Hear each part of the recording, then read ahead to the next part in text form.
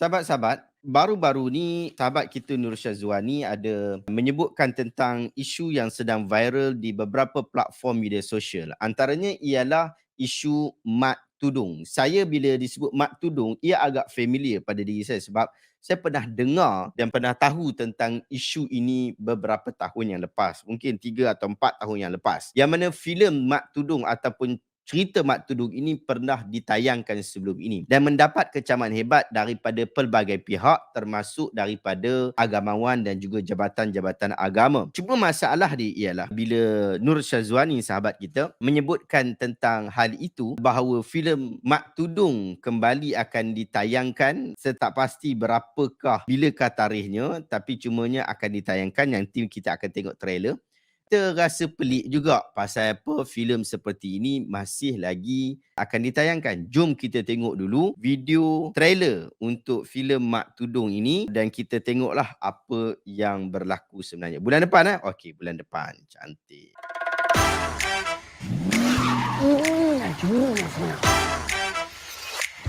Bukan.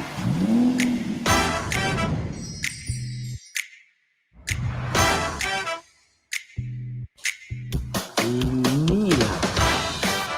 Juri-juri ni saja buat perangai yang pelik-pelik supaya kita dekat hotel ni boleh handle dan bersabar dengan dia. Apa? You want to talk to my lawyer? Aku rasa dia orang ni saja berlakon kot jadi satu family bermasalah. Saya nak upah awak untuk dapatkan bukti-bukti kecurangan suami saya. Adakah ini satu perangkap? Perangkap apa maksud tu awak? Bukan pengakap, perangkap. Benoknya kamu ni. Kita kena buat satu servis yang lain daripada hotel-hotel yang lain. Kenapa Datuk panggil saya datang sini? Kenapa aku punya buah ciku? Apa tu tajam ni? Siapa pula ni? Saya Johanna dan ini Sabrina. Yeay. Tengok tu, tengok tu. Astaghfirullahaladzim. Pandai awak sepelik macam tu. Awak nak cuba? Tak payah. Boleh. 1, 2. Jari! Pasti kamu merindukan aku ya. All the judges will get a good treatment for us. Aku rasa kita kena ada plan lain. 5 juta. Mat Tudung vegan Nak kado ke? 뭘 보냐고. Dua kali sahur. 뭘 보냐고.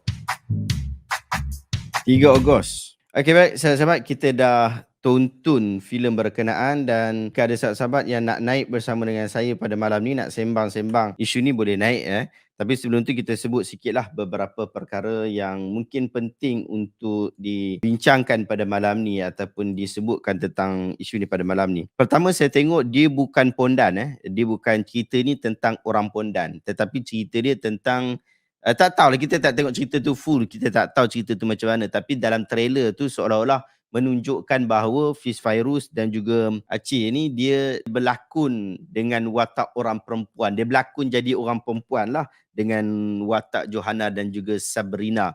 Apa tujuan dia? Saya tengok daripada trailer tak sat, saya tak faham apa tujuan dia dan sebagainya. Saya pun tak tahu dan saya pun bukannya orang yang pandai sangat dalam filem. Mungkin Zaf Vlog dia pandai dalam bab ni, tapi saya memang tak pandai. Jadi saya tak dapat faham dia punya jalur cerita tu, apa yang dia nak sampaikan pun kita tak tahu apa benda sebenarnya. Apa misi dia, pasal apa dia nak kena tukar jadi perempuan, apa maksud juri dan sebagainya.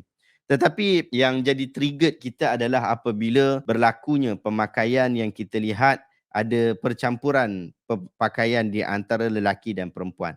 Sedangkan larangan terhadap orang lelaki untuk meniru orang perempuan dan orang perempuan untuk meniru lelaki, ataupun orang perempuan pakai baju lelaki, orang lelaki pakai baju perempuan, ini telah diharamkan secara nas. Maksudnya telah diharamkan daripada hadis-hadis yang sahih. Antaranya adalah hadis riwayat Imam Ahmad, Nabi SAW sebut la'anallahu al-mutasyabbihina minar rijal bin nisa wal mutashabbihat minan nisa bir rijal. Allah Ta'ala melaknat orang lelaki yang menyerupai wanita, begitu pula wanita yang menyerupai lelaki. Apabila disebut perkataan laknat, hadis ini adalah hadis yang sahih riwayat Imam Ahmad. Apabila disebut perkataan laknat di situ, la'anallah, Allah laknat. Bila maksud Allah Taala laknat, dia tak boleh jadi makruh. Dia tak boleh jadi perkara itu harus. Tetapi dia hanya boleh menjadikan perkara itu sebagai sesuatu perkara yang diharamkan. Kerana perkara haram menurut definisi usul fiqh ialah sesuatu yang dituntut oleh syarak untuk ditinggalkan. Wa matalab syara'an yatrakahu tarkan hatmin. Sesuatu talban hatman. Sesuatu yang disuruh oleh syarak untuk ditinggalkan perbuatan itu dengan talban, dengan satu tuntutan yang bersifat tegas. Jadi bila disebut laknat, maka ia menunjukkan sesuatu perkara yang tegas. Allah Ta'ala laknat lelaki yang menyerupai wanita. Begitu pula wanita yang menyerupai lelaki. Apabila mutasyabbihin dengan maksud dia nak pergi bagi serupa dengan orang perempuan, walaupun kita nampak macam lelaki lagi. Itu pun diharamkan, apatah lagi orang yang memang dia kata bukan dia nak mutasyabbih, dia bukan nak bagi menyerupai sahaja, tetapi dia nak bagi jadi dia tu adalah perempuan. Ini lebih dilaknat daripada hadis yang telah kita bacakan. Demikian juga Ibn Abbas radhiyallahu anhuma juga mengatakan la'ana Rasulullah. Tadi la'ana Allah. Tadi hadis riwayat Imam Ahmad kata la'anallahul mutasyabbihin. Ya.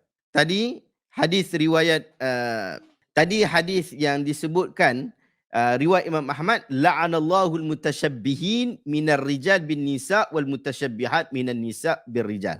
So yang tu dia dah sebut dah berkaitan tentang laknat yang bersifat Allah Ta'ala yang laknat. Orang yang menyerupakan tu, menyerupai.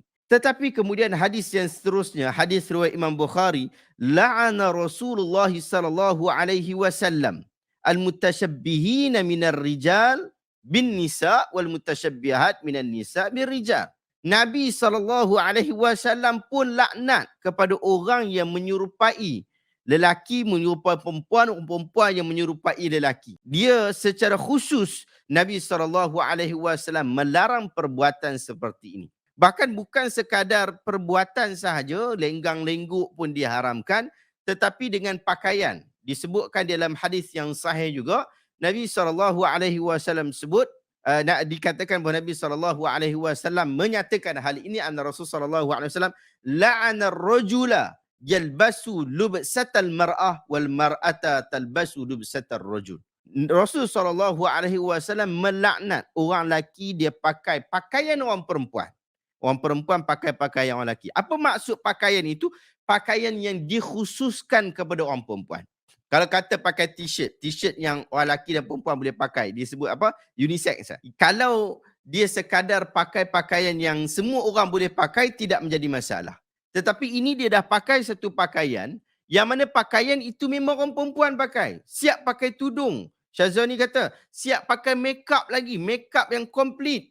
Siap dengan suara yang dikecilkan. Dengan tujuan apa? Tujuan bagi jadi perempuan.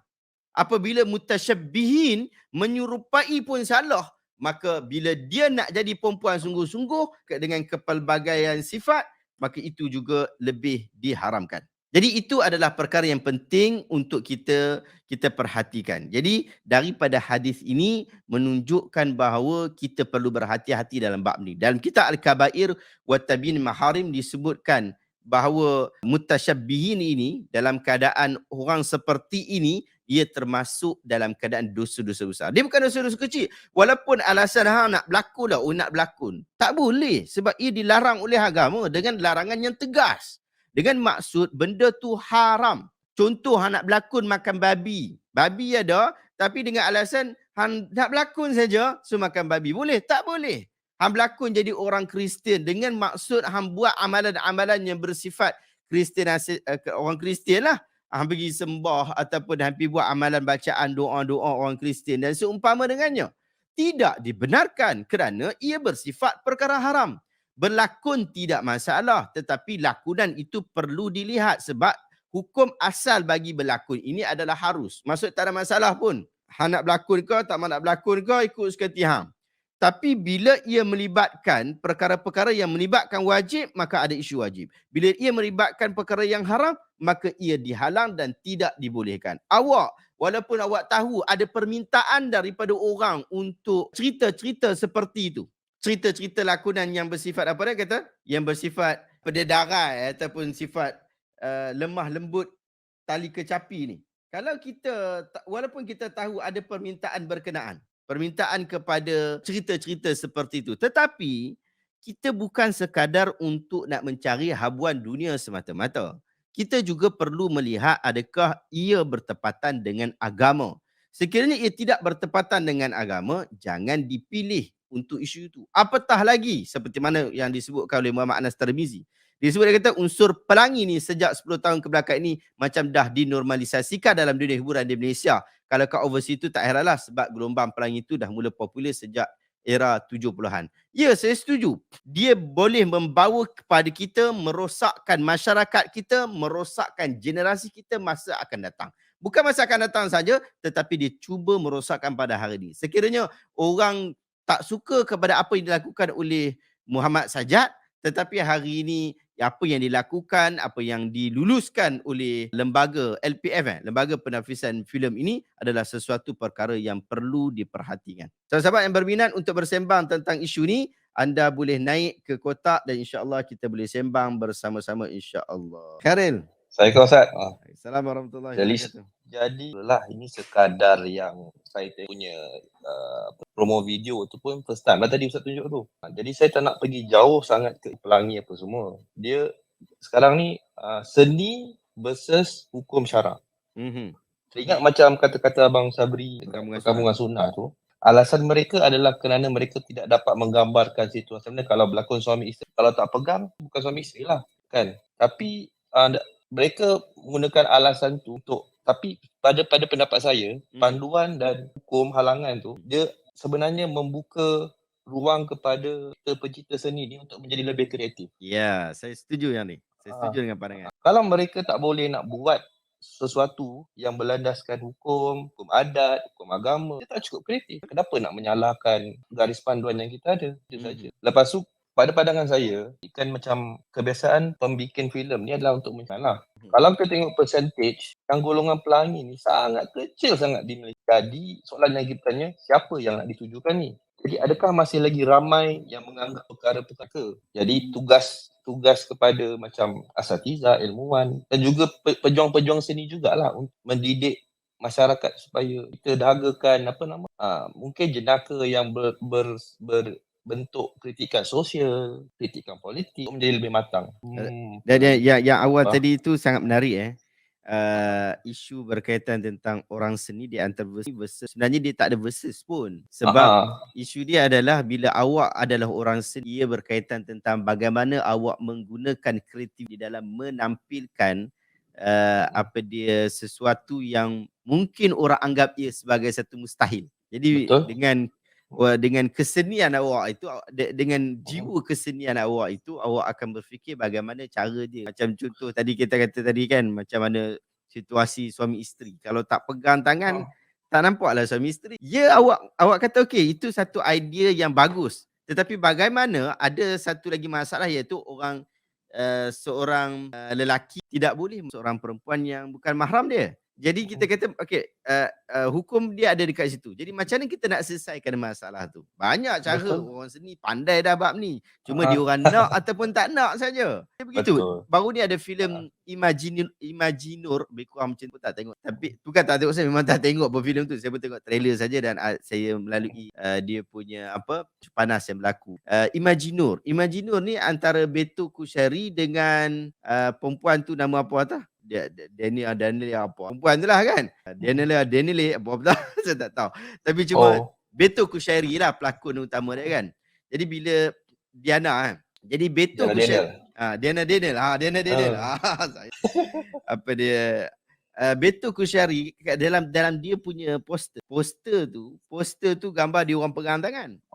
Kan? Tapi bila program dia orang tu ada 2 orang dekat mungkin tayangan perdana ke apa lebih kurang macam tu, dia orang tak pegang tangan pula. rupa-rupanya yang memang dalam pengantangan tu dia adalah Photoshop. Maksudnya dia ambil gambar. Photoshop. Edit lah. Edit nah, benda tu boleh buat dan orang nampak real pun. Salah pun. Nampak tak? Yalah mungkin kita boleh bincang kemudian lah macam mana walaupun dia edit, benda macam lain. Tetapi kita nak kata Itulah maksud kreativiti yang Ya. tadi tu. kreativiti itu mencabar orang-orang seni. Sepatutnya orang seni lebih rasa tercabar dengan hal berkenaan, lalu dia macam sekarang kan apa dia Tom Cruise Mission Impossible baru kan akan terbit. Saya sangat menantikan filem ni. Oh. Dia buat benda yang mustahil tetapi benda tu nampak real. Dan sebahagian aksi-aksi yang memang kita kata gila dibuat oleh Tom. Tetapi cuma itulah keadaan orang, bagaimana dia Betul. menjadi kreatif dengan bidang dia. Dan kita ni ustaz-ustaz ke orang agamawan ke ataupun orang awam ni yang hanya menonton saja, kita tidak sekreatif orang seni. Tetapi bagaimana orang seni, macam contoh hari ni kita bincang pasal Mat Tudung. Saya tak tahu dia punya fokus dia apa. Mungkin tadi Hamidah ada sebut tadi kata fokus dia mungkin nak pi cari orang yang cerita dia nak pi cari skandal suami, lebih kurang macam itulah kan. Jadi tak ada juga cara yang lain yang lebih menarik daripada di dalam skrip dia tukar jadi perempuan. Betul tak? Tak ada. Kalau pada hakikat sekali pandang dah tahu dah bukan perempuan. Kan? Betul lah. Kita tengok pun rasa nak muntah. Lagi-lagi aku tengok Aceh pakai tudung. Betul. Aceh ni dia punya bengkel depan rumah saya, depan di sini je. Okay. Nampak ada selalu ada Allah aku tengok dia pakai tudung. Lagi nak muntah. Tapi cuma benda-benda macam tu lah. Ia mencabar. Sebenarnya ia mencabar orang seni di dalam berkarya. Tetapi Betul. cabaran itu tidak diambil, lalu diambil secara mudahnya tanpa menghiraukan ataupun bermudah-mudahan, dalam istilah lebih tepat, bermudah-mudahan dalam isu agama. Kadang mereka anggap benda ni macam kekangan pula. Kekangan untuk menghasilkan karya. Dia bukan kekangan lah sepatutnya kan. Kalau dia anggap ia Sepatutnya taklah, cabaran lah sepatutnya. Cabaran lah. Bila ada cabaran itu bagaimana kreatif. Biasanya pengarah lah dalam bab ni kan. Bagaimana pengarah berusaha untuk menyelesaikan masalah. Tapi cuma Macam dia akan jadi bukan mak tu. Saya nak komen satu. Macam kadang-kadang kalau kita tengok di barat, mereka kata tak ada sempadan, tak ada benda asalkan atas nama seni. Tapi pada hakikatnya tidak. Mereka masih lagi tak boleh seni, membunuh kerana seni. Tapi pada hakikatnya masih ada sempadan. Cuma kita sebagai Muslim, sempadan kita berbeza. Itu perkara-perkara yang menarik yang kita perlu angkat dan kita perlu kempen lagi orang sini. Kita memberi sokongan. Kita sentiasa memberikan sokongan kepada penggiat-penggiat seni, terutamanya yang menghasilkan karya-karya seni yang hebat, karya-karya seni berikan sokongan. Cuma untuk isu-isu seperti ini kita perlu berikan teguran, demikian juga kita berikan idea kepada mereka untuk mereka bukan idea apa, kita just berikan cetusan, mereka tahu cetusan supaya mereka tahu bahawa ada had dan juga batas, lalu mereka mencari dengan daya kreatif mereka yang Okey. Terima kasih Ustaz yang beri peluang. Terima kasih banyak akhi. Assalamualaikum. Assalamualaikum warahmatullahi. Okey Abu Unais,